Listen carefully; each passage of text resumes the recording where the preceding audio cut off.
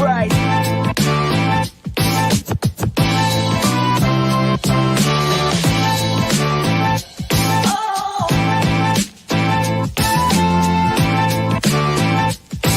Right.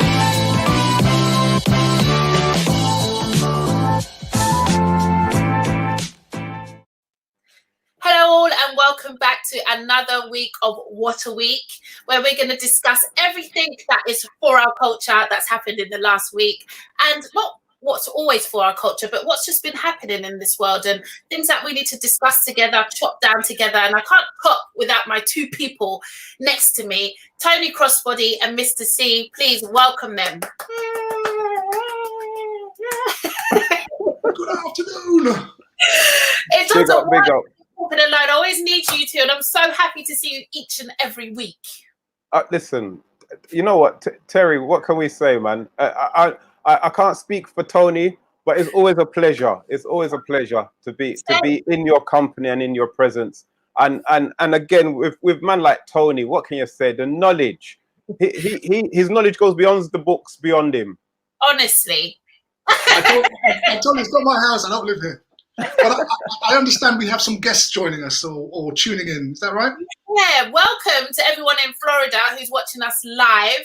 We're so excited about that. I don't know. I'm really buzzing today. And welcome. I'm Terri, as I've said, and I'm the host for What a Week. And I have my two co-hosts, Tony and Mr. C. You're going to learn about them throughout this episode. But of course, we want you guys to also interact with us. We want you to talk about what we're talking about, give us topics of conversation, throw in a comment here and there. Please do interact with us throughout the show because we love that. And I know in Florida, I'm counting on you in Florida to get involved in our conversations today. It's a lovely day. Isn't it so hot today, guys? That's the first thing I want to start with. We're having Florida weather. Listen, it's like they've brought the weather to us, man. Thank you. Thank Florida, you. we thank you because this is the first time for a long time this country has seen such glorious weather for such a prolonged period of time. So we bless you. Yeah. Indeed. And you know what? The weather, seeing the people in the park, you would forget that you're actually under a lockdown. Yes, definitely. Are we? Are we still in a lockdown, really? I woke up in a Bobby Ewing Dallas dream about this. You mean coronavirus is still here? For this to be a dream, honestly. And it's so typical that we've had such great weather in the UK over bank holiday weekend. We've just had our bank holiday weekend and the weather's been fantastic. I can guarantee you, if it had not been a lockdown, it would have been raining. Who agrees with me? 100%. 100%. This is the first, because even Easter, remember Easter had come and the weather was perfect for Easter as well. So this is the first time in this country since I was a little boy, and that's a long time ago, that I've seen continuous good weather in Britain. It's amazing. It's amazing. It's a topic of conversation. Oh, sorry. I was just about to say, just like in the States, they have their Memorial Weekend. We have weekends, typically a Monday called a bank holiday Monday, where generally nobody goes to work if we were working.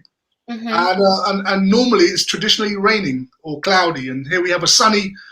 Yesterday was particularly sunny, wasn't it? And everything was closed. So that's quite ironic. Typical. And we want to say good evening to Anne-Marie and Warren there in the comments already. Hello, guys. I know there's so much more of you there. So we want to get straight today. Let's talk about the people staying in. That's for sure. And especially when the weather's this gorgeous, we all want to be out. So we've got a couple of videos that we're going to play and we're going to discuss the fact that people are fed up of staying in their house. 100. Let's hope this video comes in.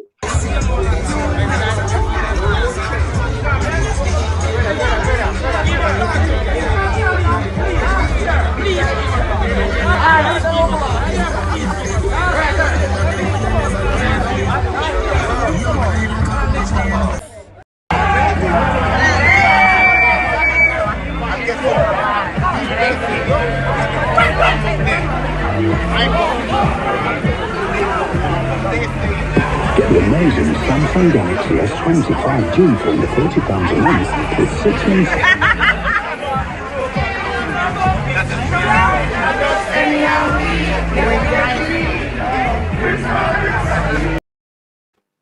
Now, that looks like what we could call a street party, I guess, was going on there with our people. What do we have to say on that after watching that? That was the pre-Notting Hill Carnival. People realised that the carnival was cancelled, so they're going to have all these little pre-carnivals before the actual carnival date. Yeah. I mean, you can't. To be honest with you, our people, you know how we are. I mean, socialising is part of the fabric of our society, and you're just not going to stop. You know, thousands of years of mankind socialising together and expect that you're going to change their behaviour in 2 months or so. And black people, particularly, who generally have a conspiratorial mindset and and smell a rat, know a rat when they smell it, they're going to say, you know what, listen, I'm not going to sacrifice socializing for half-baked truths, and that's what we're seeing there. But considering that it's been said that our community has been attacked very horribly by this virus, do you think that's any excuse, Mr. C, for our people to just think, I'm going out anyway? Because there was no social distancing happening there, was there? Well, I think this is what we class as fake news. This is 100% fake news. They were crisis actors put out there by the government to cast bad feelings as regards to the African Caribbean community.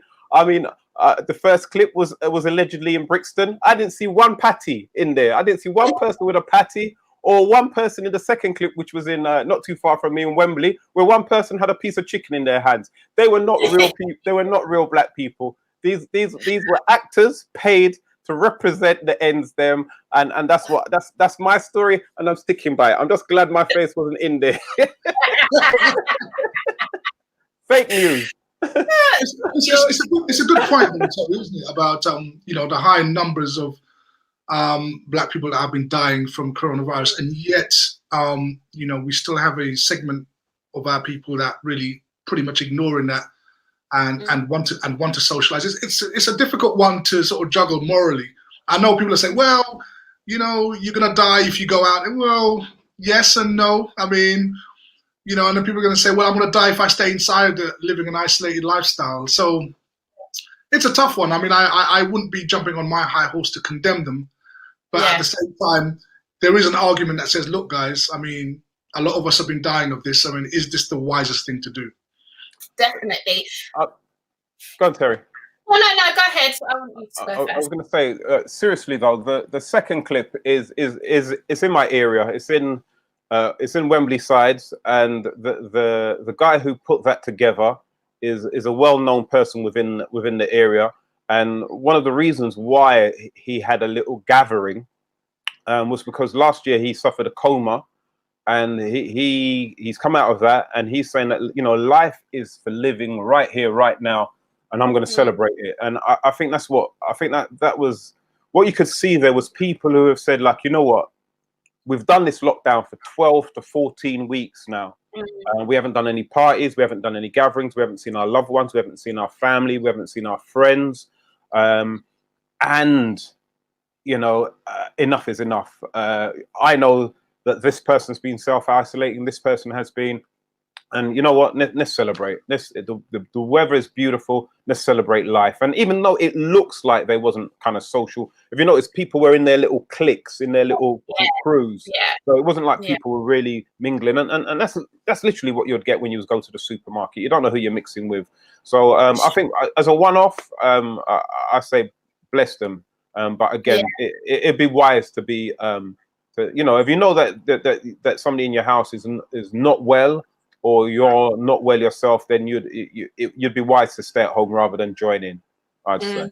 Yeah, and in addition to that argument, which I agree with, we can also talk about how 15,000 people each week were coming into Heathrow Airport until very recently and not being checked. There was no self-isolation when they were coming through border control. So, I mean, sometimes, you you got to looking at the arguments. If the British government didn't feel that social distancing was necessary at Heathrow Airport, and as we're going to see later on today, even people of his cabinet are flouting the regulations, then you understand why certain people will also not take it seriously. Yeah, and how can you social distance on a plane? The person sitting next to you, what are you going to do? Sit on the wing?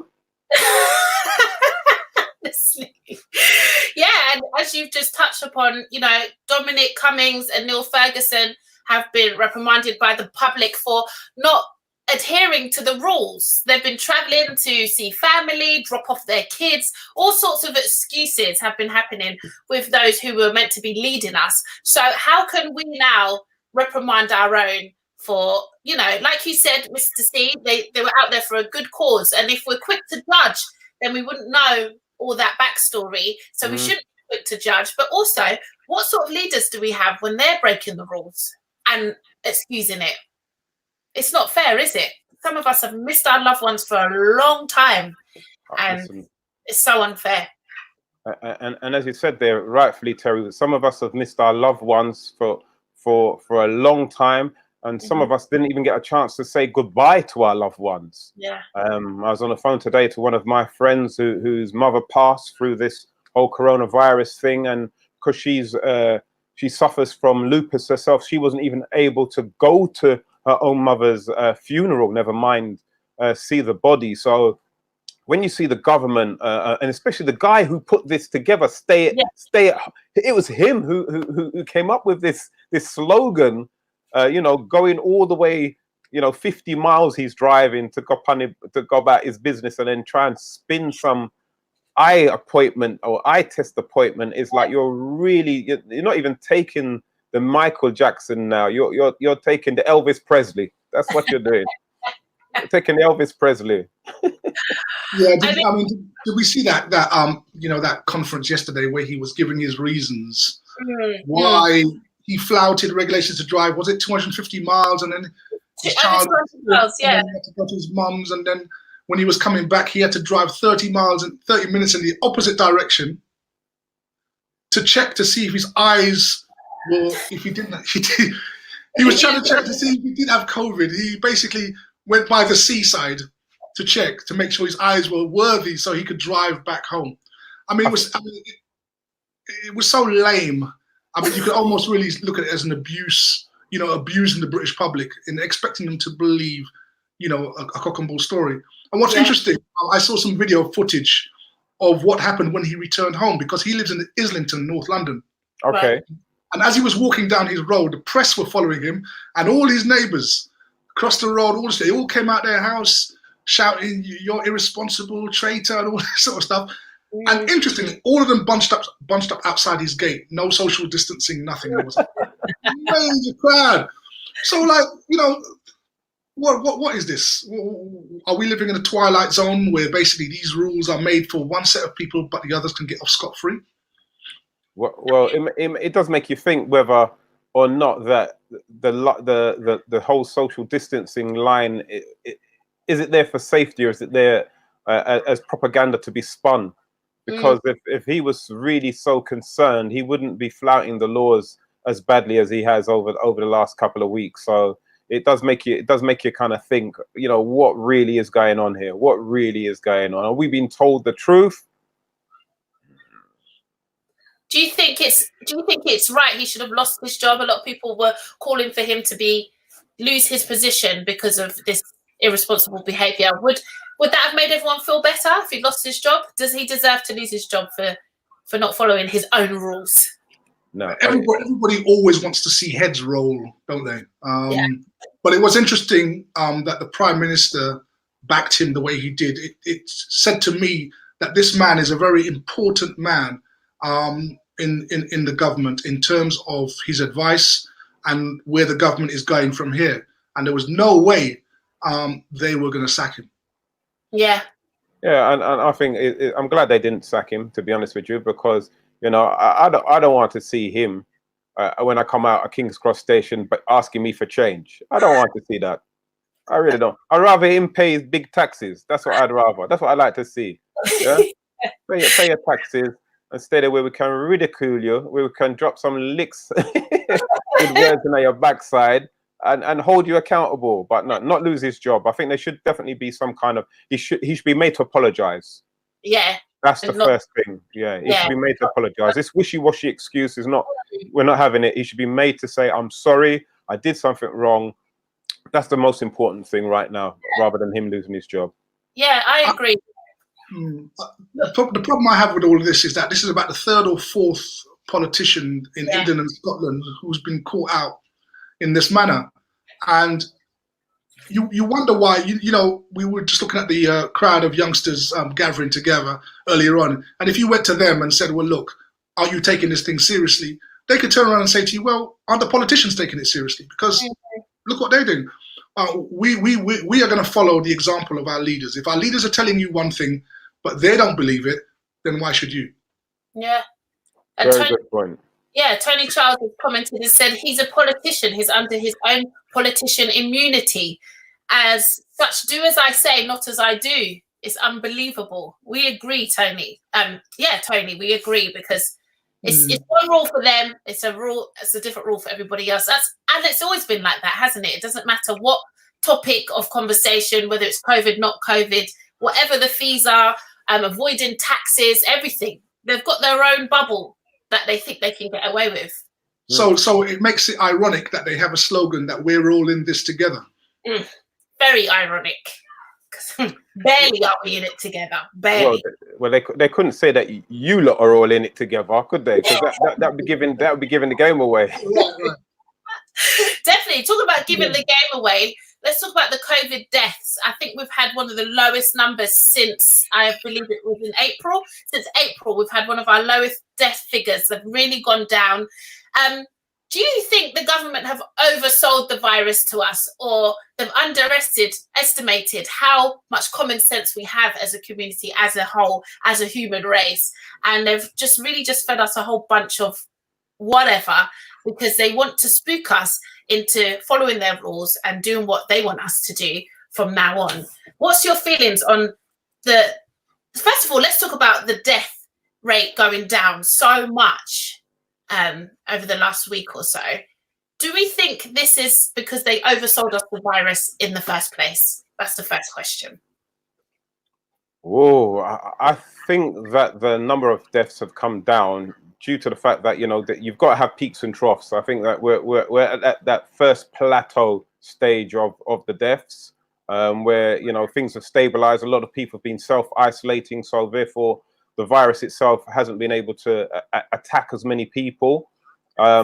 We shall see now with people now thinking it's safe to go back outside. We will now see whether it rises again, and if it does, that lets us know that this thing is still around, it's still here. But if the numbers keep decreasing, then we know that this is on the decline, it's under control, and hopefully it's run its course and we can get back to normality. Please. Sorry. Do you think normality can ever come back, though? Me personally, I don't feel like the world will ever run the same again. I don't think we're going to go back to what we knew ever. No. This is the end of the old world. Welcome to the new world.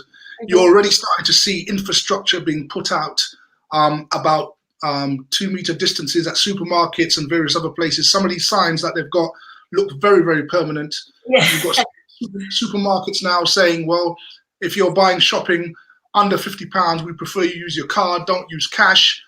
So certainly we're incrementally moving away from this old world. The longer this goes on, the longer the big industries start to suffer. The travel industry and the way we do things will change. So anybody hoping to get back to what it was, we were talking last week about Notting Hill Carnival being cancelled. Who really hopes? Who really thinks that it's going to be part of their priority to bring it back? Yeah, this world will change. They want it to change, and the reality is that they will get what they want.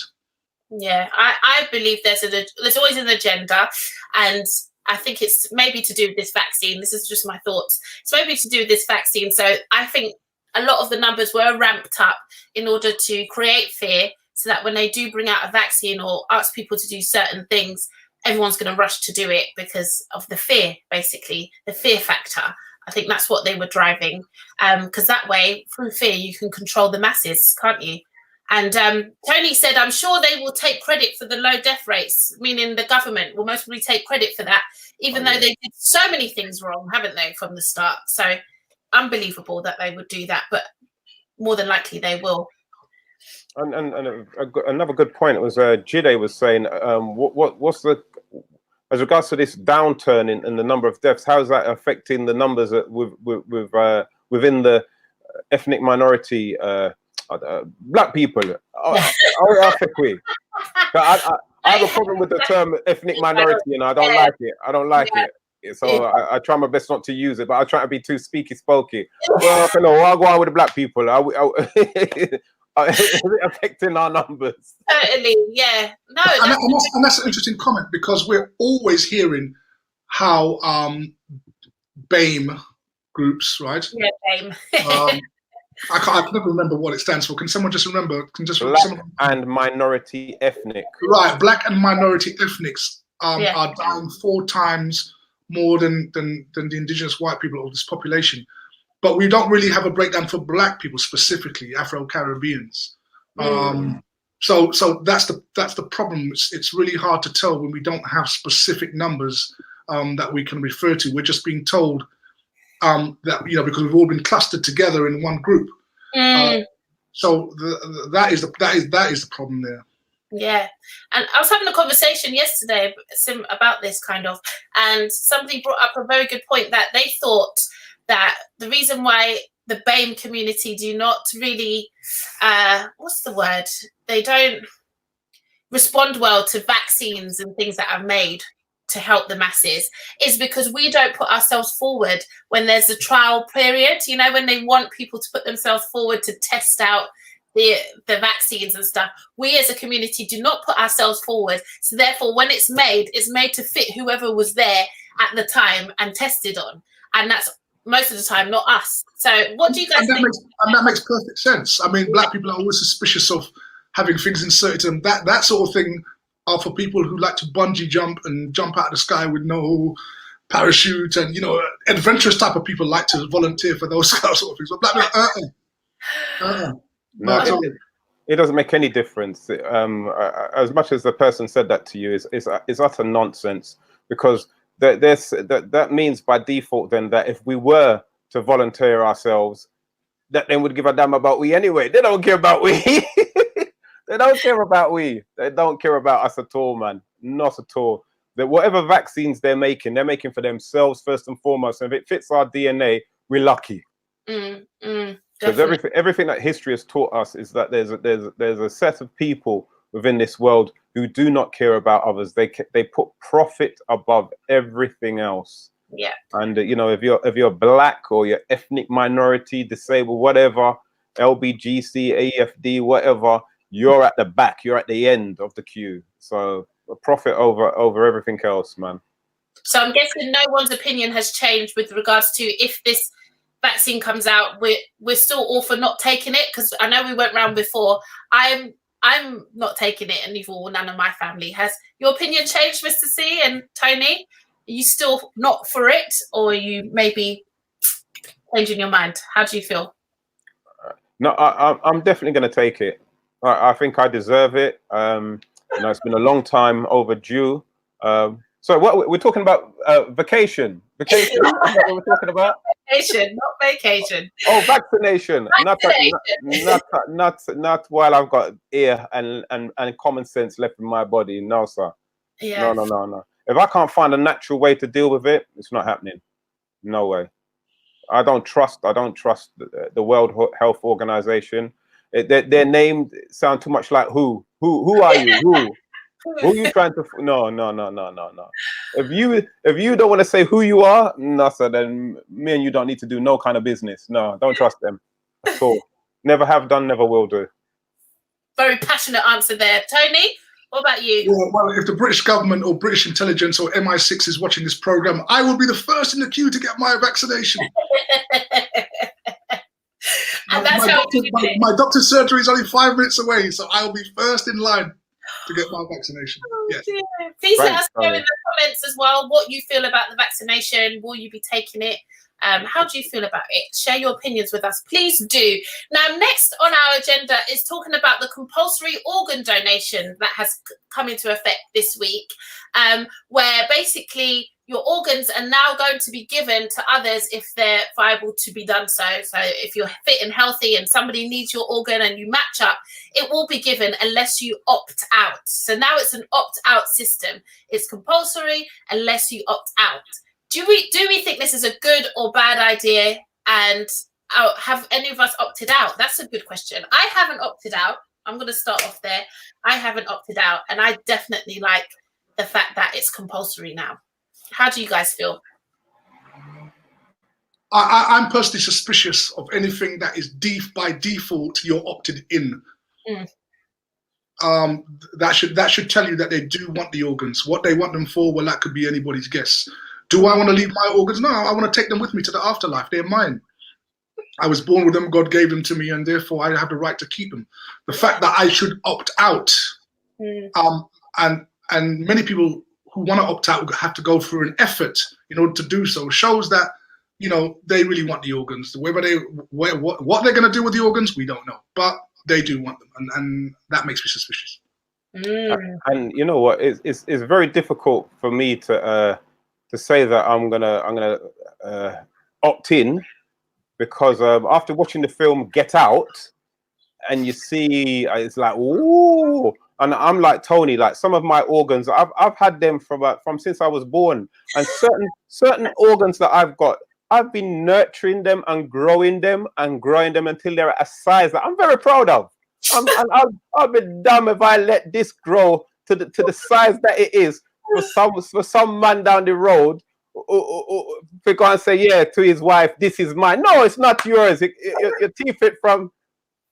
Well, anyway, and I'm talking about my heart, just so that people know what I'm talking about. My heart, yeah, my heart. I've opted out. I have actually opted out. Yeah, and it was a difficult one because, like, my favorite charity is the ACLT, and you know, they've done a lot of awareness over this particular issue. But again, it's from a point of where there's certain things where I don't trust.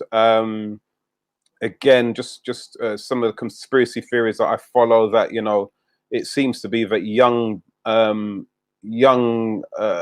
groups of people seem to be killing themselves, and again, it's just that kind of thing. What's happening with certain organs, kidnapping, various other things, and I just don't want to be on somebody's list that me and them have got the same blood type, and it could be just my confused mind. But I think for now I'm opting out, and until later on, I might opt in. But again, I'm letting my family and my closest friends know my decision.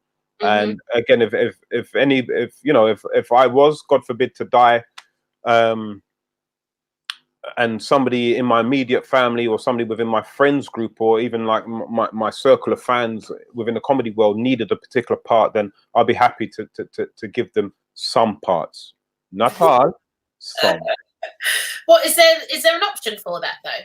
Is there an option for you to pick? Oh, there should be. I think that's a very good point. I think you should be allowed to choose who the potential beneficiaries of your organs are after death, as opposed to a one-size-fits-all situation. And we know that, for example, kidneys are very valuable on the market and have been for a very long time. And there is a business in this, because certain types of kidneys are very hard to get. And as Mr. C alluded to, you know, there have been sort of situations where people have been lured to their deaths and their kidneys been taken from them. So, you know, the idea that something has been put on default and you have to go through the procedure of opting out, as I said, it always makes me suspicious about it. But as Mr. C said, I would go for, well, I'm prepared to donate it to a member of my family and friend or my circle. Yeah, I mean, and the other thing as well, what we've got to understand is that because privacy is so not private now, that you know, you can look up online and, you know, find out people's addresses from the electoral register. You know, you got people phoning you up, offering you things, and you're thinking, how did you get my name? How did you get my number? So again, if you go into a hospital for something which is a semi-minor operation, how do I know that some wealthy person out there who needs a lung, who needs a kidney, who needs a heart transplant, hasn't tapped somebody up, paid somebody like 50,000 to 100,000 to say, if anybody comes into your hospital who's got the right blood type, who's got a healthy kidney, blah, blah, blah, I'm willing to pay you $500,000 so that I can have that. Right. And next thing you know, oh, sorry, he didn't make it. And the next thing you know, your kidney's gone to this rich person who needs it, who wants it, and who can buy it. Sounds like a science fiction movie, doesn't it? But the other point that I wanted to make as well is that a lot of people are not aware that you can opt out at any time. There isn't a cut-off date. You can opt out at any time. At the moment, you're in by default, but anytime you want to opt out, you can opt out. You can change your mind. You can opt out, opt in, opt out. Shake it all about.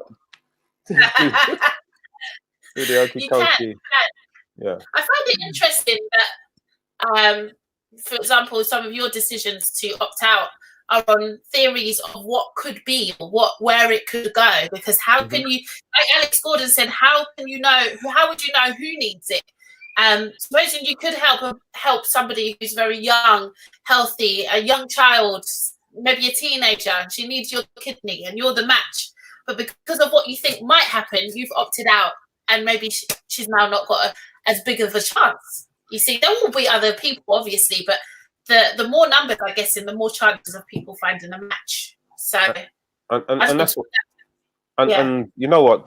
It's for reasons like that, Terry. Which is this hasn't been an easy decision for me, honestly. As I said, my favorite charity is the ACLT, and you know when I see them talking about this very subject, and I'm at events, and I'm asking the public to donate, to fill out forms and everything. I do feel a bit hypocritical, and it's not an easy decision for me, because again, I've got children, I've got people in my family who are ill.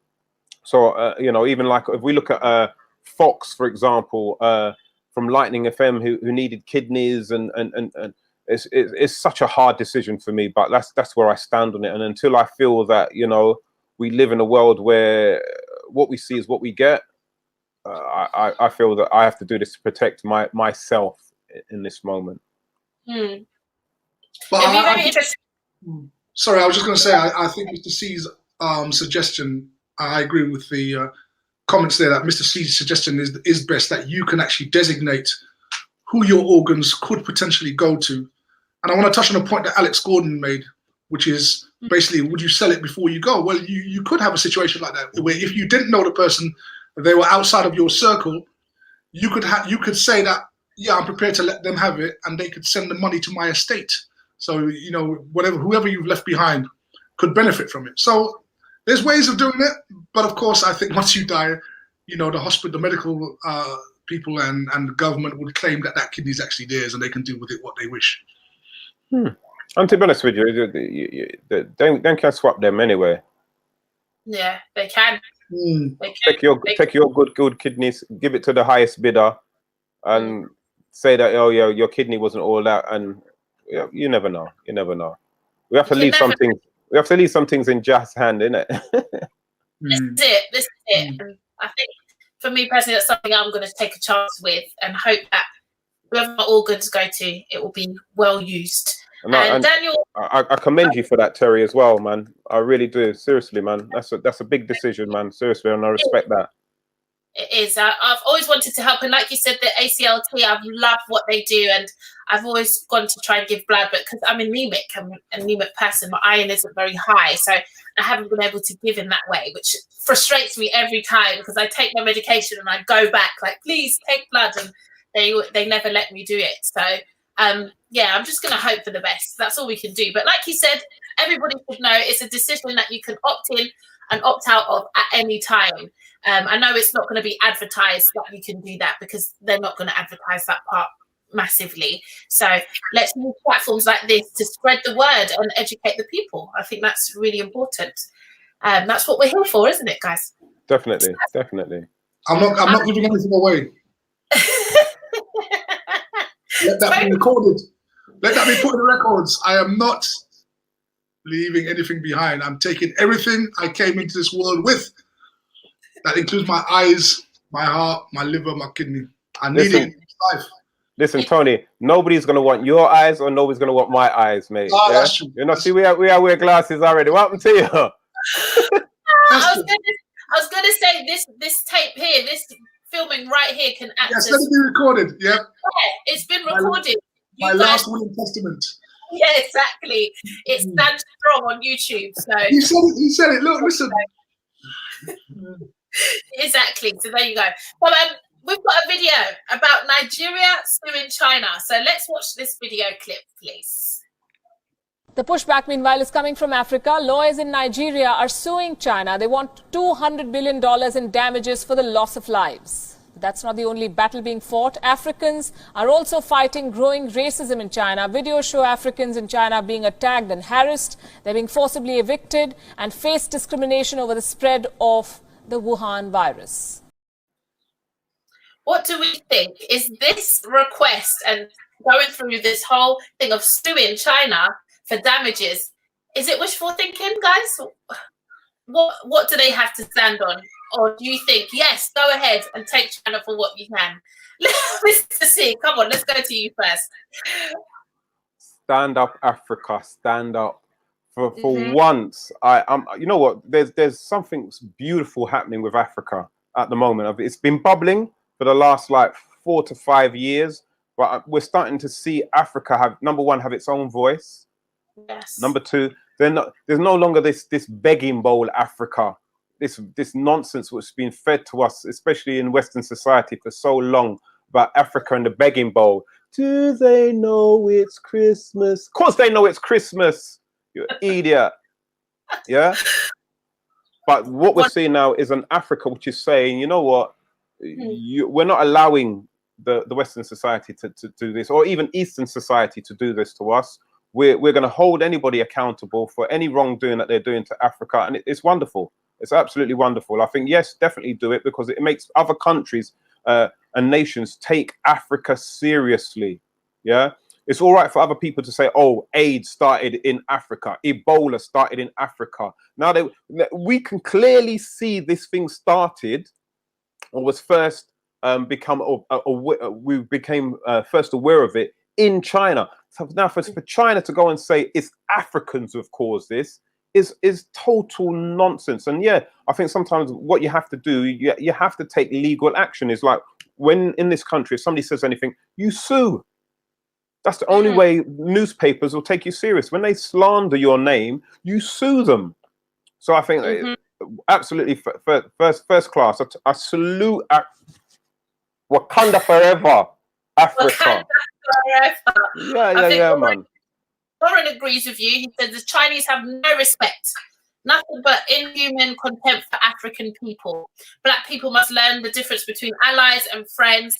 Black people must show that we respect ourselves. So I think Warren is backing everything you said there. Tony, come on. I know you've got lots to say here. Well, first of all, black people have no friends. So let's just start from that point of view.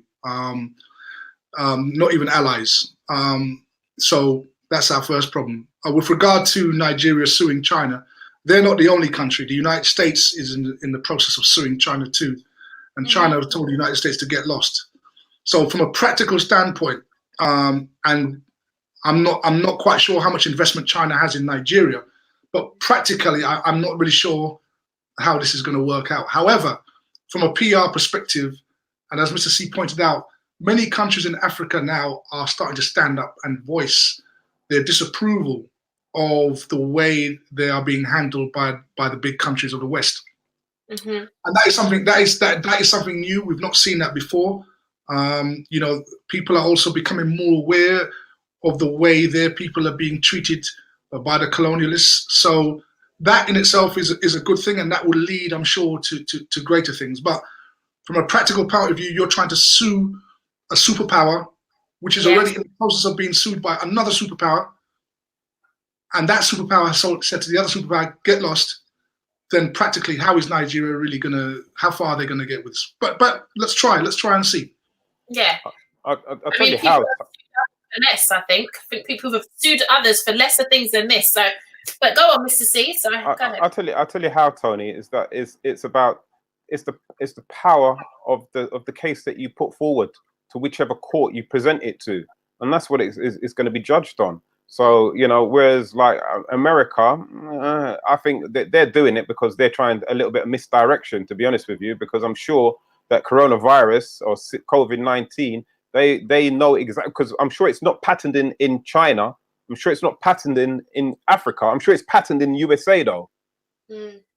So they play a part in this. They're definitely complicit to the creation of this particular thing, and the cause of it as well, spreading. I think with Africa, they stand a much better chance of stating the case and hopefully making a claim. Yeah. Yeah, I'm ever so mindful when we are told that COVID virus started in China. That's an often repeated statement. I'm not saying it's not, but do we really know that for sure? You know, it seems like all the nations of the world, for most of them anyway, are working together, right, in locking the world down, right, and introducing new policies to various countries and islands of the world. So I'm not sure if I buy into this, you know, it came from China and therefore let's all sue China. It might have. I'm not saying it didn't. I don't know. I mean, we still have to talk to that bat and put that bat under interrogation and ask that bat what was he doing in Wuhan on the day in question. So my feeling here is I'm not sure what Nigeria knows or don't know. I know America keep repeating that it's from China, and to me it seems like everybody's following suit. But is that really the case? I'm not sure about it. Bit of conspiracy there.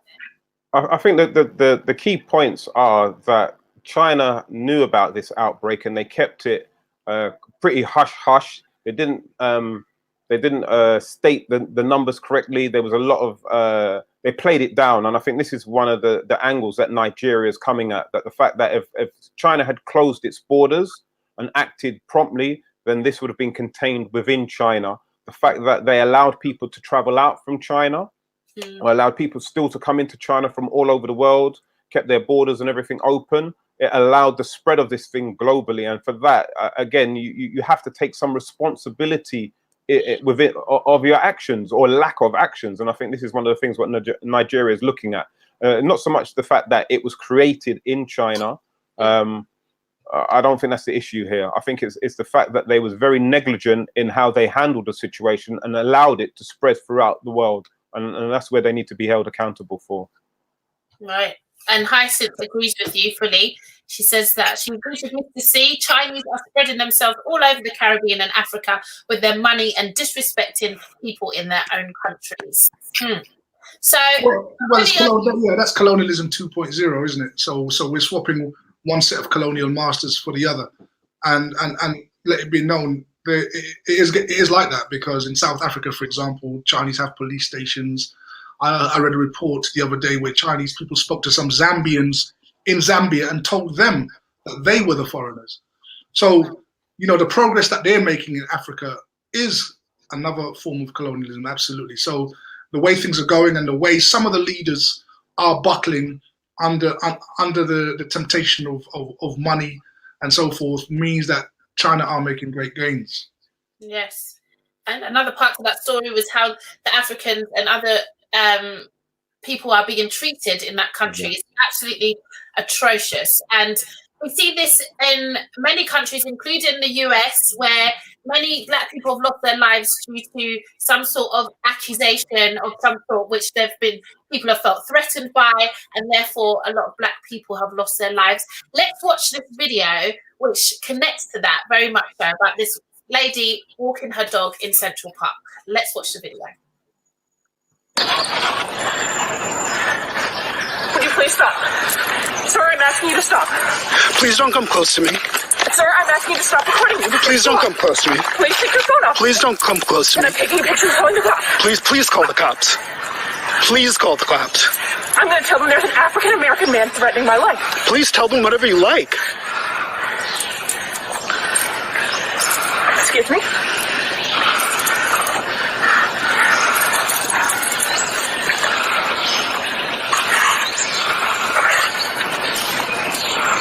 I'm sorry, I'm in a ramble, and there is a man, African-American, he has a bicycle helmet. He's recording me and threatening me and my dog. African-American man. I am in Central Park. He is recording me, threatening myself and my dog. And my cat. I'm sorry, I can't hear you either. I'm being threatened by a man in the Ramble. Please send the cops immediately. I'm in Central Park in the Ramble. I don't know. Thank you. Now, a couple of things to take note of straight away is this woman was so into her story and her acting that she was actually strangling her dog. I don't know if anyone noticed that as well. On top of everything, she was nearly killing her dog.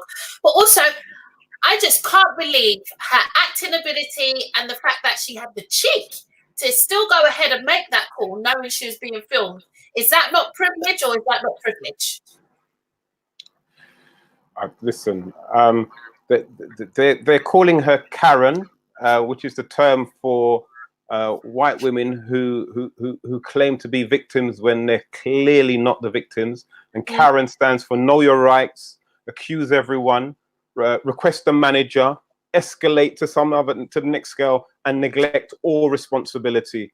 Wow, it's absolute nonsense. Absolute nonsense. And have you seen that how she started off all calmly, and then when she realized she's not getting any the response she wants, she starts going on like she's actually been attacked, like she felt like her life was in, and the only life that was being threatened was the dog. I've heard the dog now has employed very good lawyers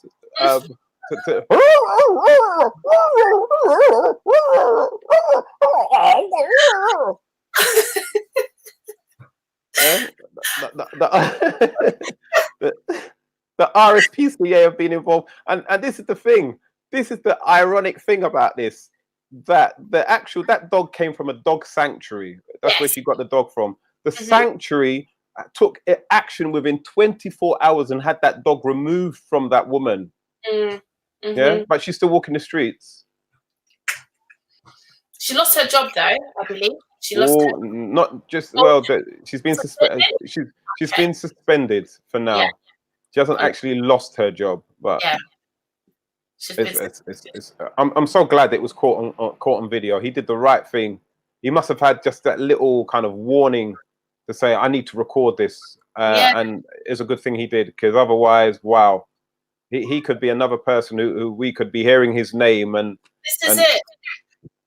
This is a sad thing. I mean, do we as a community need to walk around with cameras on us? Because it seems that this day and age, if we don't have video evidence, we haven't got a strong chance. And there's even a chance and possibility of death, which is such a strong thing to happen over somebody who can do something just with that. And I hope this opened so many people's eyes. Tony, please share with us your thoughts.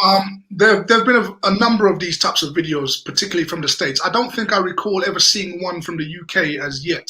But there have been a number of these ones from the States, and there seems to be a handbook or a textbook for these women who say, well, look, if you don't like the appearance of a black man you see, or you don't want him in your area, follow this, A, B, C, D. These are the steps, and police will come and remove him, maybe even kill him if you want.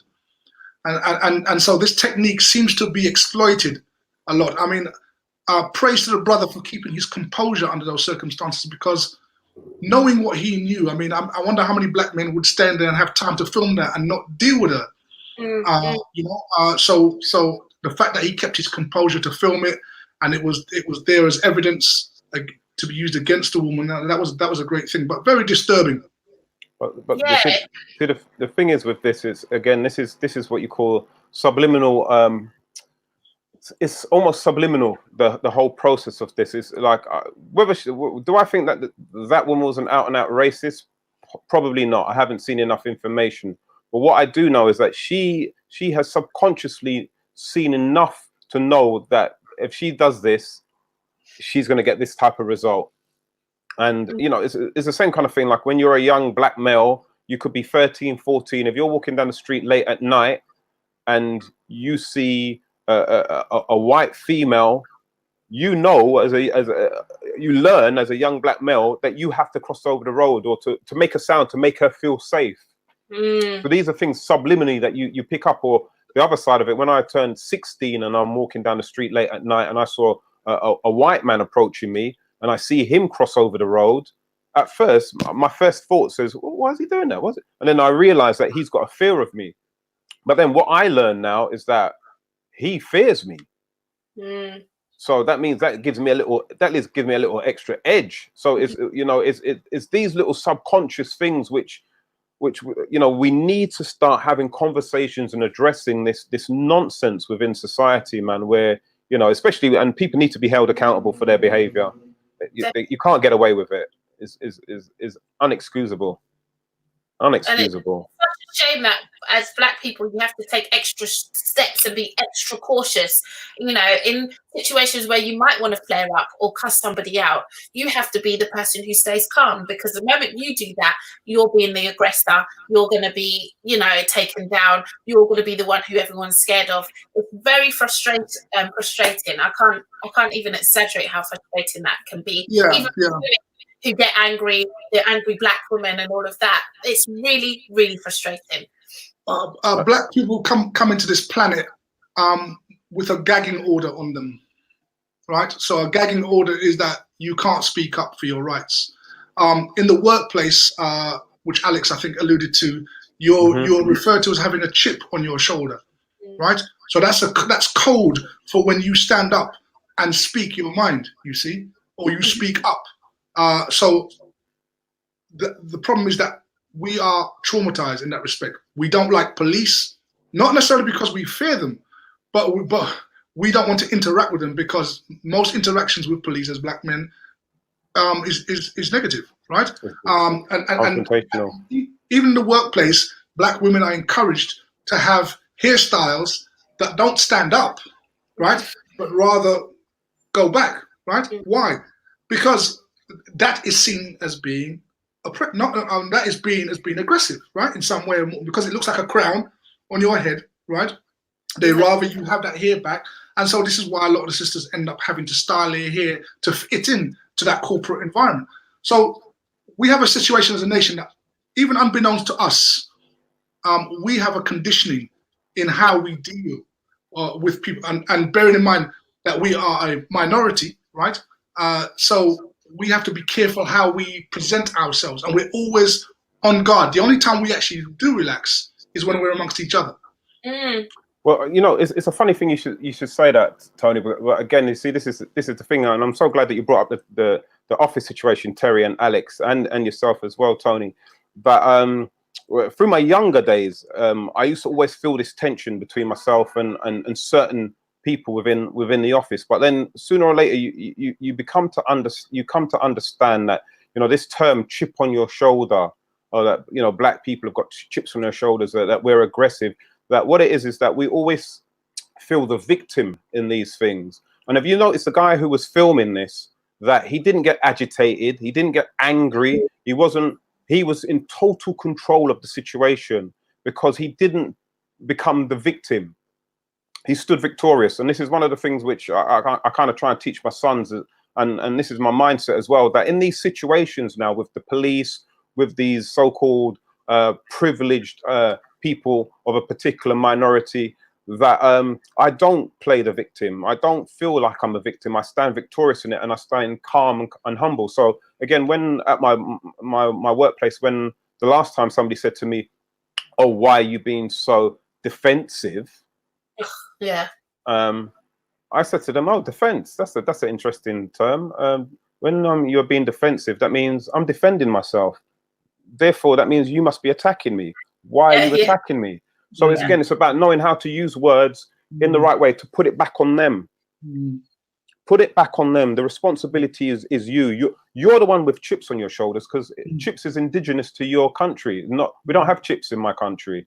Yeah. Yes. Yeah, good one. You know, and to be honest with you, all of this is really about. It's not about us and aggression. It's about there's a set of people within society who've committed horrendous crimes and offences, and they've never really dealt with saying sorry or paying any compensation for the crimes that they've done. And because of this, because they know that if we had done to them what they had done to us, they would never allow us to get away with it. And that's where their fear comes from. Their fear comes from the fact that one day these people are going to do to us what we've done to them. And that's what it's all about. It's not about us. It's about them. Somebody said white privilege is often backed up by the authorities, whereas black innocence has to be proved. And point well made, Tony, regarding the African crown. It stands tall. And on that note, I think we have to round up there. Unfortunately, we have such good conversation, and I'm sure we've got so much more to say. Sorry, Tony, because I know you might have wanted to come in on that one, but we have actually run out of time this week. We are so thankful for all of you in Florida who have been tuning in and watching and getting involved in the conversation. And of course, we are thankful to everybody else who tunes in each and every week to see Tony, Mr. C and I chop it up and get involved in our conversation. So thank you, everybody. Mr. C, I'll let you sign out. Listen, it's been a pleasure, man. Hey, Florida, come back and see us again, y'all. And Big up, everybody. Tony. Oh, how time flies when you're having fun. But we're going to have fun, same time, same place next week. Yes, and my little roundup for the episode is, please, let's all wear our crowns, wear our hair tall, be proud of who we are, stand strong, and if there's someone to sue them. Why not? Let's stand strong as a community. I'm only joking anyway, please don't take me serious. Let's stand strong as a community always in everything that we can do. Let's support each other. Let's not be quick to judge, but also, you know, let's just always stand strong for ourselves and stand tall. Thank you for watching What a Week, and we hope to see you next time. Peace out.